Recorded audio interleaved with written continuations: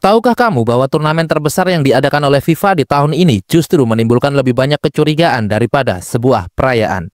Bukan karena kontroversi aturan atau keputusan wasit, tapi karena satu nama yang terus menjadi sorotan, yakni Lionel Messi.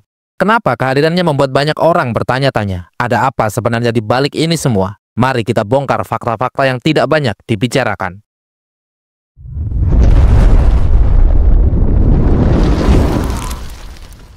Seperti yang kita tahu, Piala Dunia Antar Klub 2025 menjadi edisi paling ambisius dalam sejarah FIFA.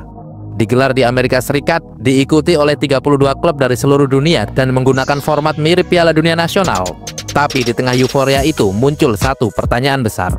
Mengapa Inter Miami, klub Lionel Messi, ikut serta, padahal mereka tidak pernah menjuarai kompetisi antar klub manapun?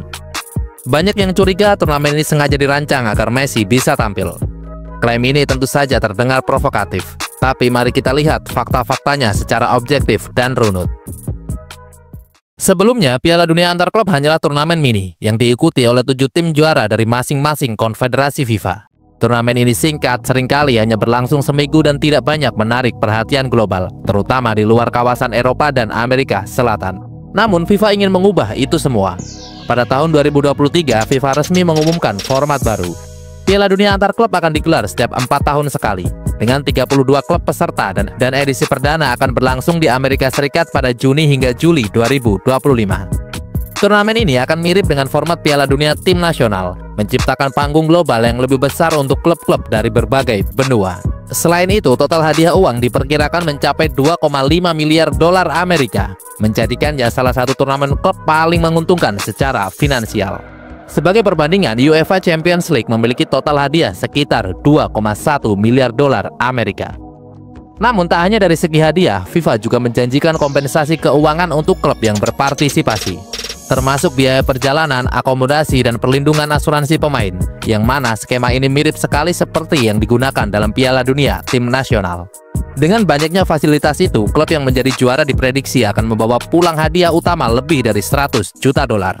Selain dari segi finansial, FIFA juga menempuh strategi lain agar turnamen ini menarik banyak perhatian. Secara matang, FIFA memilih Amerika Serikat sebagai tuan rumah.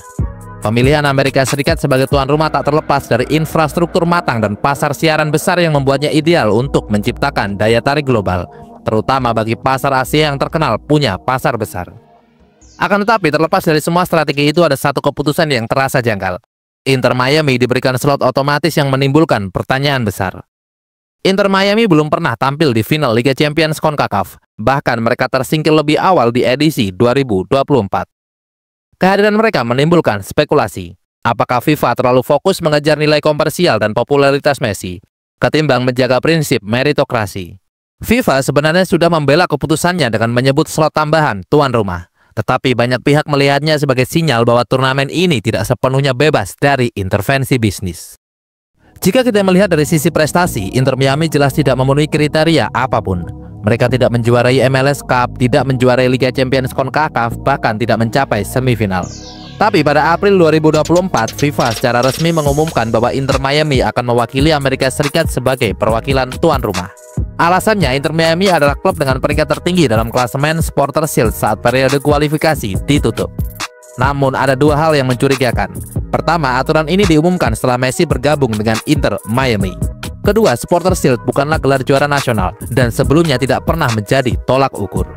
Karena hal itulah banyak pihak bertanya-tanya apakah keputusan ini diambil karena performa klub atau karena nama besar Messi. Perdebatan ini memuncak ketika Inter Miami menjalani pertandingan kedua di grup A. Melawan FC Porto, dalam laga tersebut, Inter Miami sempat tertinggal 0-1. Tapi di babak kedua menjadi panggung Messi, 1 assist, 1 gol dari tendangan bebas, dan kemenangan 2-1 untuk Inter Miami. Gol tersebut langsung menjadi sorotan global, trending di media sosial, masuk highlight semua stasiun olahraga, dan memecahkan rekor penonton streaming pertandingan antar klub di Amerika. Secara performa, Messi memang layak mendapat pujian, tapi fakta bahwa FIFA menyusun turnamen ini sedemikian rupa agar pemain berusia 37 tahun itu bisa tampil tetap menjadi sorotan utama. Sejumlah media internasional secara terang-terangan menyebut turnamen ini sebagai Messi Project. The Time menulis dipercaya bahwa FIFA ingin memastikan Messi tampil di turnamen ini dan tidak ingin mengambil resiko jika Inter Miami tidak lolos secara alami. Andy Dan dari The Mirror juga menyebut ini adalah proyek ambisius FIFA. Infantino ingin Messi tampil demi mendongkrak nilai jual turnamen ini. Namun kritik tak hanya datang dari media Eropa. Alexis Lalas, mantan legenda timnas Amerika, juga berpendapat bahwa turnamen ini memang sengaja dirancang untuk Messi. Menurutnya, Messi adalah alat promosi dari FIFA. Senada dengan Alexis Lalas, pelatih legendaris Bruce Arena juga menegaskan bahwa format baru Piala Dunia antar klub dirancang untuk bisnis, bukan untuk olahraga. Selain kritik dari media serta mantan pemain dan pelatih, FIFA juga mendapat protes dari klub dan federasi lain. Klub LD Alajuelense dari Costa Rica mengirim surat protes ke FIFA. Mereka merasa lebih layak tampil karena pernah menjuarai kompetisi kontinental, tapi justru disingkirkan oleh sistem wildcard yang tidak transparan. Bukan hanya klub, federasi sepak bola seperti Liga Spanyol dan FIFPro menyatakan keprihatinan atas keputusan FIFA. Mereka menilai bahwa perlu ada transparansi dan sistem merit yang adil, bukan sistem undangan berdasarkan popularitas. Tak bisa dipungkiri, Lionel Messi adalah magnet komersial. Sejak bergabung dengan Inter Miami, penjualan tiket, jersey, dan hak siar meningkat drastis.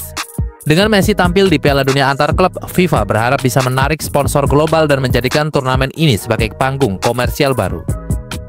Infantino sendiri mengatakan dalam konferensi pers, "Kami ingin turnamen ini menjadi panggung global, sebuah festival sepak bola yang disaksikan seluruh dunia."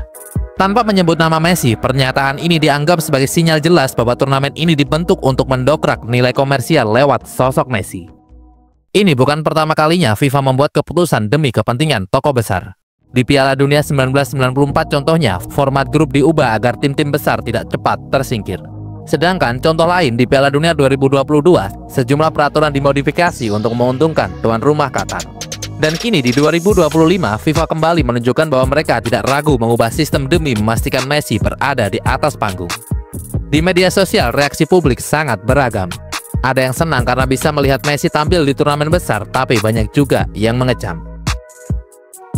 Komentar-komentar ini menunjukkan bahwa kepercayaan publik terhadap FIFA semakin menurun. Bahkan ketika Messi tampil brilian, bayang-bayang rekayasa tetap membayangi. Lantas, apakah benar Piala Dunia antar klub dirancang untuk Messi? Secara formal, FIFA tidak pernah menyatakan itu. Tapi runtutan fakta-fakta yang terjadi dari pembelian format, slot wildcard, keputusan tuan rumah hingga waktu pengumuman, semuanya mengarah pada satu kesimpulan logis. Turnamen ini sangat mungkin dirancang untuk memastikan Messi bisa tampil.